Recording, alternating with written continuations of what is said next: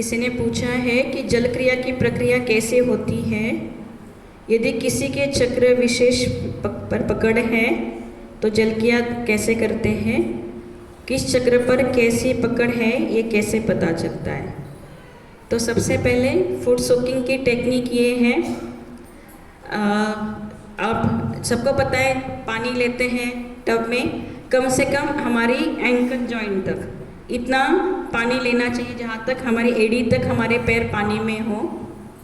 और जब जल क्रिया करते हैं आंखें खुली रखनी चाहिए, बायां हाथ श्री माता जी की ओर और दाहिने हाथ से आपको जो भी चक्र के पकड़ आती है, जैसे लेफ्ट में पकड़ आ रही है तो उसको घुमाना है उस चक्र के ऊपर, जैसे लेफ्ट स्वादिष्टान है उसको घुमा के मंत्र लेके उस नेगेटिविटी को निकाल के पानी में डालना है।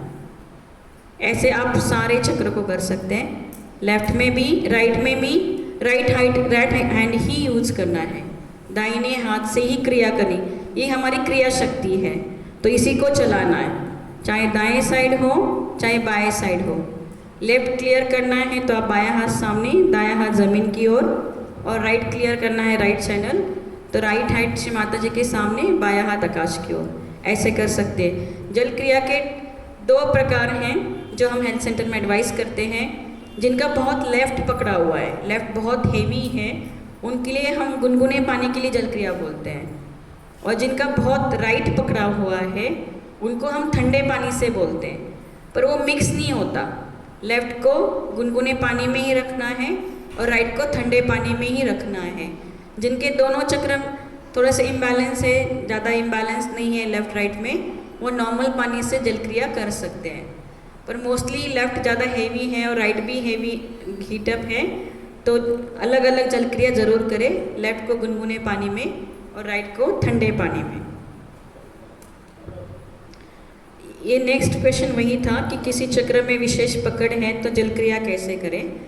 तो चक्र के हिसाब से तो नहीं होती जल क्रिया, मोस्टली अपने नाभि चक्र और भवसागर क्लियर करता है।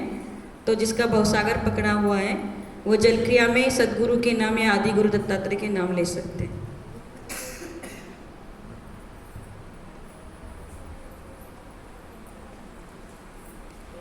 तीसरा सवाल इसी में था कि किस चक्र पर कैसी पकड़ है ये कैसे पता करें। आप अपने दोनों हाथ श्री माता जी की ओर करें और श्री माता जी से पूछें, श्री माता जी कृपा करके मेरे चक्रों की स्थिति बताइए, जो मेरी चक्रों की स्थिति है उसे बताइए। फिर आप महसूस करें अपने लेफ्ट हैंड पे क्या महसूस हो रहा है और राइट हैंड पे क्या महसूस हो रहा है।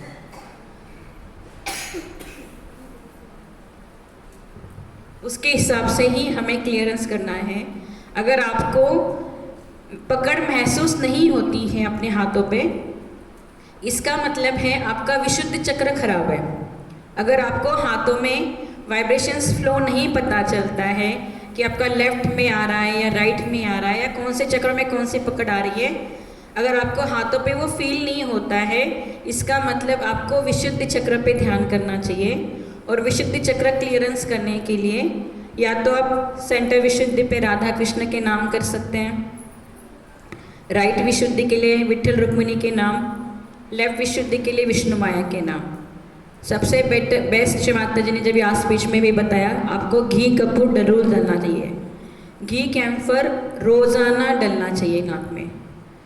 और उसका डालने की सही प्रक्रिया ये है, खाली पेट होना चाहिए, चाहे सुबह करो चाहे शाम करो। हम गलत टेक्निक फॉलो करते हैं, हम सोते समय करते हैं, हम कान में घी कपूर डालते हैं और सो जाते हैं।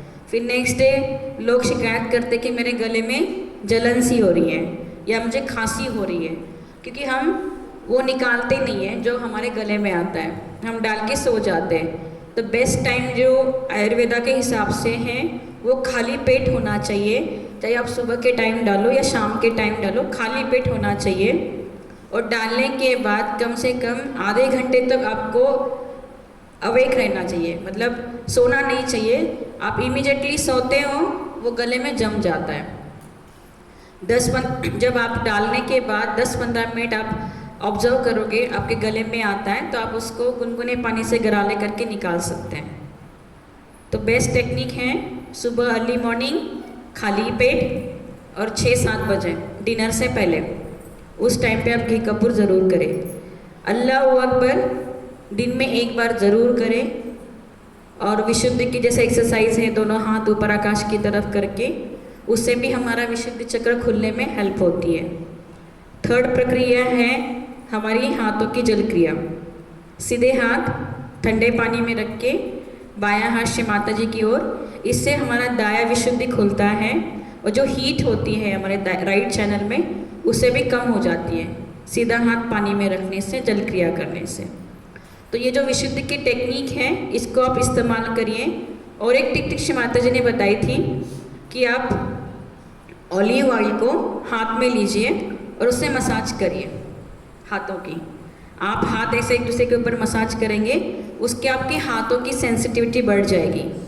एक और टेक्निक श्री माता जी ने बताई थी, आपको हाथ ऐसे करने हैं और ऐसे प्रैक्टिस करनी है, वाइब्रेशन को ऐसे निकालना है फिर अंदर लेना, इससे आपकी वाइब्रेशंस की सेंसिटिविटी बढ़ती है, मतलब आपको फील होता है।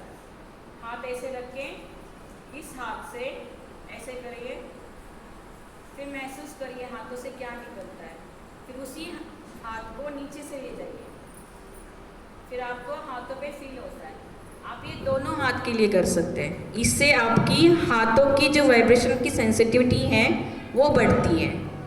जैसे आप ये धीरे धीरे करेंगे, या फिर आप सिंपल टेक्निक है, नमक हाथ में लीजिए, थोड़ी देर उसको हाथ में रखिए, फिर आप नल के नीचे जाके उसको हाथ में रगड़ दीजिए, इससे भी जो हाथ की हीट है वो निकल जाती है। तो जब आपकी विशुद्धि इम्प्रूव होगी तब आपको अपने हाथों पे चैतन्य फ्लो महसूस ज़रूर होगा। अगर आपको सहस्रार पे नहीं महसूस होता है, इसका मतलब आपका हार्ट और आज्ञा चक्र पकड़ा हुआ है। अगर आपको हाथों पे नहीं फील होता है तो आपका विशुद्धि चक्र पकड़ा हुआ है। इसका कनेक्शन आपके श्री चक्र और ललिता चक्र से भी है, तो ये दोनों सब कनेक्टेड है विशुद्ध चक्र से। तो इसके लिए ये टेक्निक फॉलो करिए। इसी के रिलेटेड किसी को कोई और सवाल है तो अभी पूछ लीजिए। हैंड सोप के लिए, हाथ की जल क्रिया के लिए छोटा टब ले सकते हैं आप। हमारे यहाँ पे प्लास्टिक के टब हैं, बेटर प्लास्टिक के ना यूज़ करें, कुछ और टब छोटा यूज़ कर ले। उसमें जल जैसे पानी डालते, नमक डालते वैसे ही वाइब्रेट करके समुद्र देवता का मंत्र, सीधा हाथ पानी में, बायां हाथ श्री माता जी की ओर। इसमें आप गणेश अथर्वशीष ले सकते हैं या विठल रुक्मिणी के मंत्रास ले सकते हैं। ये 5 से 10 मिनट जैसे हम जल क्रिया करते हैं वैसे ही करते हैं। किसी का कोई और सवाल? हार्ट, जिसको सेंटर हार्ट, आज्ञा, आज्ञा कोई भी, बैक आज्ञा भी होता है तो भी कुंडलिनी यहाँ से क्रॉस नहीं होती है। अगर आप, श्री माता जी ने बोला था आप मुझे अपने हृदय में देखो, अगर आप हृदय में देखोगे तो आपका सहस्त्रार खुलेगा। आत्मा परमात्मा, आपका हृदय चक्र आपके सहस्त्रार से कनेक्टेड है। अगर आप पीठास देखोगे हमारे, तो जो हमारा तालु है उसी के नीचे हमारा अनाहत चक्र का कोर है, पीठा है। तो जब हमारा अनाहत खुलता है पीठा, तब हमारी कुंडलिनी सहस्रार पे जाती है। तो ये रिलेटेड है। आज्ञा, आज्ञा से भी नहीं खींच, जब आपका ये ब्लॉक हो ना, बैक आज्ञा या फ्रंट आज्ञा, इससे भी कुंडलिनी यहीं तक, नीचे से ऊपर तक आती है, यही अटक जाती है। तो ये जब क्लियर होगा, बैक आज्ञा फ्रंट आज्ञा, तब आपको वाइब्रेशन फील होंगे। एक्चुअली सहस्रार खुलता है पूरे जो हमारे चक्र हैं उसके नाड़ियों से, पर मोस्टली जो कनेक्टेड है सीधा वो हार्ट चक्र है। हार्ट का जो लेयर है, पिठा है, वो सहस्रार की साइड में ही है, उसी के पास सहस्रार। एक क्वेश्चन होता है, जैसे अभी गर्मी है, एज पर मेडिकल साइंस हमारा जो 50% इम्यूनिटी है वो हमारा इंटेस्टाइन होता है, और गर्मी में लीवर गर्म होने की वजह से इंटेस्टाइन में गर्मी जाती है। तो ये इंडाइजेशन क्यों होता है और इंटेस्टाइन किस चक्र में फॉल करता है? क्या उसके लिए प्रेयर होती है, क्या उसके लिए डेटीज होते हैं? एक्चुअली बाहर की जो गर्मी है उससे हमारे अंदर की गर्मी का कोई रिलेशन नहीं होता है। हमारी अंदर की गर्मी आती है हमारे विचारों से। हमारा ब्रेन जितना सोचेगा उतना हमारे लीवर को एनर्जी क्रिएट करनी पड़ती है मेडिकल साइंस के हिसाब से, जो शमाता जी ने भी टॉक में एक्सप्लेन किया हुआ है। जितना हम सोचते हैं हमारे ब्रेन को उतनी सेल्स रिलीज करनी पड़ती हैं जिसकी एनर्जी हमें लीवर से लेनी पड़ती है, और उसी के कारण हमारा लीवर हॉट होता है। बाहर की गर्मी हमें एक्सटर्नली अफेक्ट कर सकती है, पर हमारे इंटरनल गर्मी किससे बढ़ती है? हमारे विचारों से। उसी के कारण हमारा लीवर अफेक्ट होता है। इंडाइजेशन या इंटेस्टाइन की सभी बीमारियां हमारे नाभि चक्र और भवसागर से होती हैं। भवसागर से ही मोस्टली बीमारियां होती हैं, जो भी हमारे स्टमक रिलेटेड हैं या एब्डोमेन रिलेटेड हैं, वो सारी बीमारियां हमारे भवसागर से और लेफ्ट नाभि से। डायरिया है, इंडाइजेशन है, लेफ्ट नाभि है। डायरिया स्पेसिफिकली लेफ्ट नाभि है, और बाकी सब गैसेस बनना, ये सब डकारे आना भवसागर। उसके लिए सबसे बेस्ट है हमेशा वाइब्रेट करके खाइए, वाइब्रेटेड पानी पिए, शमाता जी को प्रे करके अच्छे से अन्नपूर्णा का मंत्र लेके फिर ही जल या अन्न जो भी खाते हो वो ग्रहण करिए। उससे भवसागर कम पकड़ता है।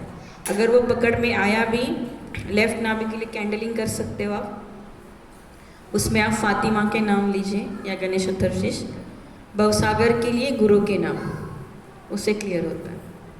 अगर लीवर ऑलरेडी हॉट है तो लेफ्ट नाभि में कैंडलिंग फिर भी कर सकते हैं? नहीं, हॉट लीवर और लेफ्ट नाभि, मैंने ये डायरिया के लिए बताया। हॉट लीवर के लिए आप कैंडलिंग नहीं, मतलब आप कैंडल कर सकते हो, पर उसके बाद आप जल क्रिया जरूर करिए। इसका ये नहीं होता कि हॉट लीवर है तो आपका लेफ्ट नहीं पकड़ा है, आपका लेफ्ट भी पकड़ सकता है।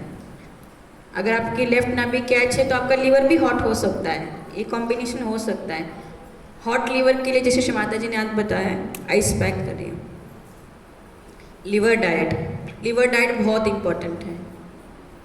शुगर की चीज़ें, लिक्विड ज़्यादा, जूसी चीज़ें ज़्यादा खाना, शुगर केन जूस, जैगरी, ये सब चीज़ें, कोकम सिरप शमाता जी ने आज बताया, वो सब हम लीवर डाइट। जिनका लीवर हॉट है उनको नॉनवेज अवॉइड करनी चाहिए। दीदी ये कैसे पता लगे कि जैसे शमाता जी दो एस्पेक्ट बताए लीवर के, एक लेथार्जिक और एक ओवर एक्टिव, कैसे जानेंगे लेथार्जिक है या लिथार्जिक लीवर वही होता है जो हमें, लिथार्जिक लीवर के टाइम पे हमें कुछ भी करने का मन नहीं करता, ड्राउजी, स्लीपी, आलस, ये सब चीज़ें होती हैं। और जिसका हॉट लीवर होता है उसमें बर्निंग सेंसेशन, इरिटेशंस, जो डकारे, पित्त की डकारे नहीं आती, एसिडिटी, वो होता है, जलन महसूस होती है, बेचैनी महसूस होती है, नींद ना आना, हीट बॉडी में महसूस होना, वो हॉट लीवर के कारण होता है। लिथार्जिक लीवर के लिए शमाता जी ने बोला था आप कैंडलिंग कर सकते हो, पर आजकल बहुत कम होता है लिथार्जिक लीवर, बहुत कम लोगों में होता है। फैटी लीवर के लिए भी शमाता जी ने बोला है आइस पैक नहीं करना, फैटी लीवर के लिए, वो हॉट लीवर से नहीं होता। अभी तक एक देना मुझे। डाइजेस्टिव सिस्टम्स को स्ट्रॉन्ग कैसे करें, हम क्या करें? अभी मैंने उसी का जवाब दिया है। डाइजेशन जो हमारा होता है वो हमारे नाभि चक्र और भवसागर से होता है। एक तो खाने के नियम अच्छे से रखिए, जो टाइमिंग होते हैं खाने के वो ज़रूर फॉलो करें। खाने के बीच में ज़्यादा गैप ना हो, जो हमारा रूटीन होना चाहिए उसमें ज़्यादा अंतर नहीं होना चाहिए। ब्रेकफास्ट, लंच और डिनर में अगर हम ज़्यादा गैप रखते हैं तो उसी के कारण हमें इंडाइजेशन होता है। तो जो हमारा रूटीन है उसको ज़रूर फॉलो करें प्रॉपरली, उसी के कारण हमारी डाइजेस्टिव सिस्टम परफेक्ट रहती है। अगर हम सही से हम खान पान का ध्यान रखें, उसी के कारण।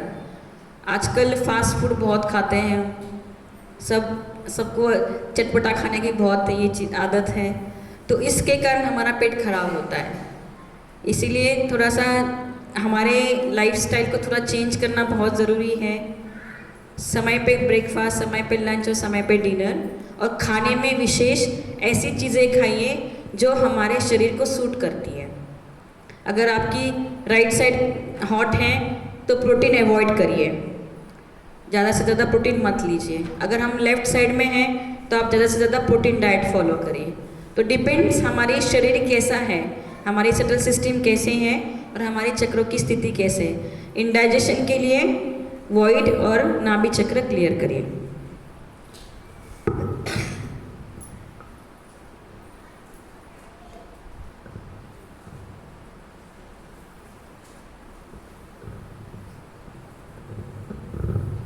वाइब्रेशन एक्सचेंज का मेथड, पीछे में वाइब्रेशन एक्सचेंज करते समय चक्रों का रोटेशन का डायरेक्शन। वाइब्रेशन एक्सचेंज करने के लिए सबसे पहले तो क्षमाते से परमिशन लीजिए और मैं आपसे रिक्वेस्ट करूंगी जिनको बहुत कठिन बीमारियां हैं उनके ऊपर वर्क ना करें। जिनको बहुत तकलीफ है वाइब्रेशनली, साइकोसोमैटिक डिसऑर्डर्स हैं, कैंसर हैं, ऐसे व्यक्तियों के ऊपर एक इंडिविजुअल वर्क ना करें, कलेक्टिव में करें। उनके ऊपर कलेक्टिव में 4-5 लोग बैठेंगे, उनके हिसाब से आप वर्क करोगे तो वो अच्छा रहेगा, क्योंकि उससे तकलीफ नहीं होती है। एक इंडिविजुअल पर्सन अगर बहुत जो इम्बैलेंस है, पोजीशन का केस है या साइकोसोमैटिक डिसऑर्डर है या कैंसर जैसी बीमारी है, इसके लिए अगर आप वर्क करोगे ऐसे पेशेंट के ऊपर आपको तकलीफ होगी। तो बेटर है ऐसे जो लोग आते हैं उनके लिए आप कलेक्टिव में बैठिए, 4-5 सहयोगी बैठ के ही उनको वाइब्रेशन दीजिए। बाकी जैसे नॉर्मल लोग हैं जिनको ज़्यादा तकलीफ नहीं है उनके लिए आप वाइब्रेशन एक्सचेंज कर सकते हैं। जो सामने वाला बैठेगा है, पीछे वाले दोनों को बंधन लेना है। सबसे पहले बंधन लेके श्रीमाते से परमिशन लेके माँ से पूछना है कि श्रीमाता जी, जो भी व्यक्ति आपके सामने बैठा है उसकी चक्रों की स्थिति बताइए। जो आपको वाइब्रेशन फील होते हैं उनके, उस हिसाब से आपको वर्क करना है। पहले लेफ्ट को क्लियर करना है, फिर राइट को क्लियर करना है, फिर सेंटर को उठा के सहस्रार मतलब सेंटर चैनल पे, और पीछे से वर्क करते हुए उल्टा घुमाना है एंटी क्लॉकवाइज। ऐसे ऐसे वाइब्रेशंस देने हैं पीछे से, एंटी क्लॉकवाइज पीछे से। ये क्लॉकवाइज हुआ आगे से, पीछे से एंटी क्लॉकवाइज। तो जो चक्रा पे आपको पकड़ आती है, जैसे हार्ट पे पकड़ आ रही है, तो उस इंसान जो सामने बैठा है उसको बोलो आप अपने हार्ट पे हाथ रखिए, चित्त को अपने हार्ट पे हृदय चक्र पे रखिए, और जो आप पीछे से वर्क कर रहे हैं उनको पीछे से उनके हृदय चक्र पे वाइब्रेशंस देनी है, उल्टा घुमाना है। हाँ, बेटर है उस चक्र के हिसाब से कर सकते हो। अगर हृदय चक्र पे कर रहे हो तो 12 बार घुमाइए। अगर आपको सेंसिटिविटी है तो आप तब तक घुमाइए जब तक आपको फील नहीं होता कि वो चक्र की पकड़ चली गई है। ऐसे क्लियरेंस होता है। आपके हाथ में जब तक चुभन नहीं जाती, अगर किसी का कोई आप किसी के ऊपर वर्क कर रहे हो और आपको लग रहा है कि हाँ इसके नाभि चक्र में चुभन आ रही है, आपको फील हो रहा है, तो तब तक उसको वाइब्रेशन देते रहिए जब तक वो चुभन हाथ से निकलती नहीं है। इसका मतलब उसका निकल गया, फिर आप क्लियर कर सकते हो। नहीं, एंटी क्लॉकवाइज, आगे से क्लॉकवाइज होता है। My child temperament is very high. She do not listen to us. She feel very insecure and has a minor emotions. I don't know. I feel that she needs balancing but do not like to do sahaj.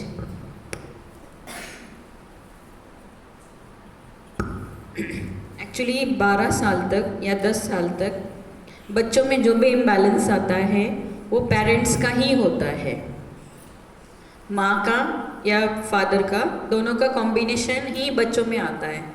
तो उनकी specific catches नहीं होते हैं 10 साल तक या 12 साल तक, जब तक उनके अंदर ईगो डेवलप नहीं होता।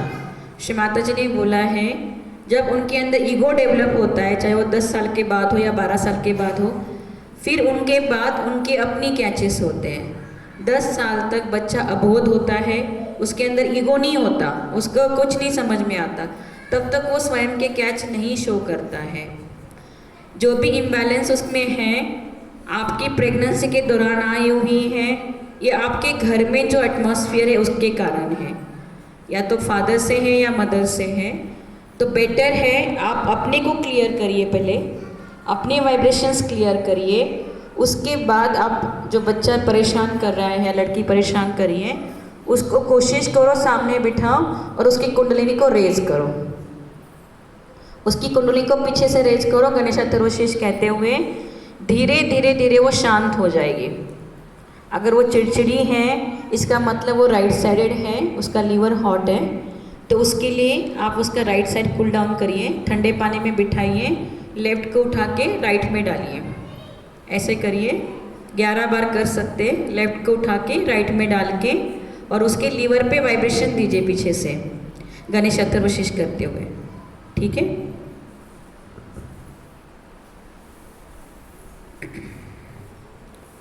हमेशा दर्द, ये क्या लिखा है, कुले में, कुले में, हिप्स में पेन रहता है, रात को सोने पर शरीर अकड़ जाता है, हमेशा पैरों में थकावट तनाव होता रहता है। हेमती है। हिप पेन के लिए आप दोनों हाथ पीछे स्वादिष्टान चक्र पे रख सकते हैं, दोनों हाथों को स्वादिष्टान चक्र पे रखे हुए श्री भगवती साक्षात 6 बार मंत्र ले सकते हैं यहाँ पे, ये फुटसोक में करिए आप और उसके बाद निकाल के मसाज करिए। ज़्यादा दर्द होता है, श्री माता जी ने आज ही बताया, मिट्टी का तेल, आजकल मिट्टी का तेल मिलता नहीं है, मिल जाए तो उसमें सरसों का तेल ऐड करके इक्वल अमाउंट में आप अपनी हिप पे मसाज करिए, उससे अच्छे से रात में। इसके कारण दोनों स्वादिष्टान की पकड़ के कारण होता है हिप पेन, दोनों स्वादिष्टान। इसके लिए स्वादिष्टान पे आप गणेश अथर्वशीष भी ले सकते हैं जल क्रिया में बैठ के, या श्री भगवती जो हमारे कमर की रक्षा करती है, हिप की रक्षा करती है, श्री भगवती साक्षात, ये मंत्र ले सकते हैं। शरीर में जो जकड़ महसूस होती है या शरीर थका थका सा लगता है, ये लेफ्ट साइड है, लेफ्ट साइड क्लियर करिए, कैंडलिंग करिए, गुनगुने पानी से जल क्रिया करिए, मटका ट्रीटमेंट ज़रूर करिए। जय श्री माता जी।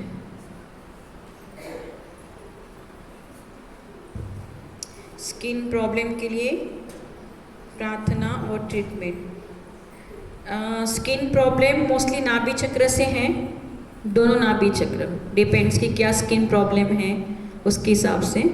तो मोस्टली अपना नाभि चक्र वागेश्वरी साक्षात, श्री वागेश्वरी साक्षात जो हमारे स्किन की रक्षा करती है, वागेश्वरी देवी, वागेश्वरी साक्षात मंत्र ले सकते हैं। मोस्टली स्किन प्रॉब्लम जो है हॉट लीवर से ही आती है, तो कूलिंग मंत्रास ले सकते हैं लीवर के लिए, आइस पैक कर सकते हैं, नाभि पे विष्णु के नाम कर सकते हैं। जो लेफ्ट साइड की बीमारी हैं मोस्टली एक्जिमा, सोरियासिस, ये लेफ्ट साइड की वजह से आती है, तो उसके लिए आपको कैंडलिंग करनी होती है। जो ऑटो इम्यून डिसीजेज होते हैं जो फैमिली जीन्स में रन करती हैं वो लेफ्ट नाभि से आती हैं, सोरियासिस एक वन ऑफ देम, तो उसके लिए आप कैंडलिंग कर लीजिए लेफ्ट नाभि पे।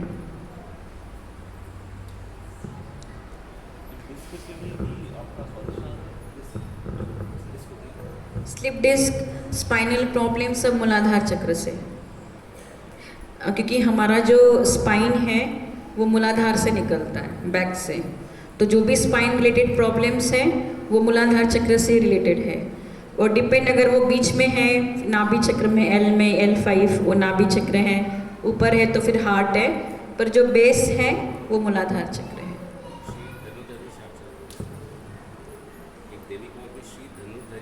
धनोधरी।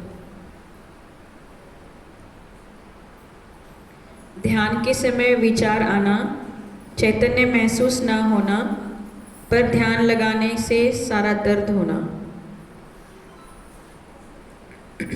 ध्यान के समय विचार हमारे हॉट लीवर से ही आते हैं, जो हम भविष्य के बारे में सोचते हैं, दाया स्वादिष्टान ज़्यादा एक्टिव होता है, तो उसको ठंडा करिए, आइस पैक लगाइए, 2-3 बार आइस पैक लगाइए 10-10, 15-15 मिनट के लिए, ठंडे पानी से जल क्रिया करिए, राइट को ठंडा करिए, और चैतन्य महसूस नहीं होता है, मैंने अभी बताया। हाथ के में नहीं आता है तो क्या प्रॉब्लम है, और सहस्रार पे नहीं आता है तो क्या करना है।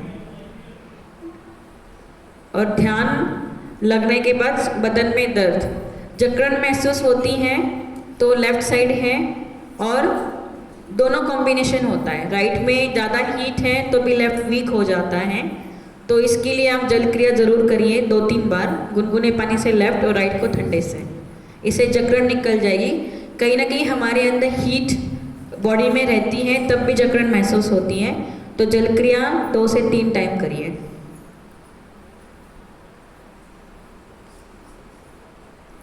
कमर के नीचे से लेकर पूरे टांगों तक, पैरों तक पूरा समय दर्द रहना, खाना पचाने में परेशानी, घुटनों में दर्द। घुटनों का दर्द श्री माता जी ने अभी बताया नाभि चक्र से है। नाभि चक्र को ठीक करना है, जल क्रिया में मंत्र लेने हैं नाभि चक्र पे। और रात को सोते समय श्री माता जी में इसी टॉक में बोला है तेल डाल सकते हैं आप नाभि में। नाभि में तेल डाल के सोने से बहुत हमारी बीमारियां ठीक होती है। नाभि चक्र में खाना पचाने में आपको दिक्कत आ रही है तो आपका लीवर हॉट है, लीवर को ठंडा कीजिए, लीवर डाइट फॉलो कीजिए। स्पाइसी तला हुआ ज़्यादा चिकन नॉनवेज मत खाइए, तो इससे प्रॉब्लम बढ़ती है। तो लीवर का ख्याल रखिए अपने। लीवर डाइट ज़्यादा से ज़्यादा पानी पीना, स्वीट्स ज़्यादा फॉलो कर, स्वीट्स खाइए अपने, इसमें फ्रूट्स खाइए, उससे लीवर ठंडा होता है। और कमर से नीचे और टांगों में जो दर्द है अभी बताया मैंने हिप जॉइंट से ही है, तो आपको हिप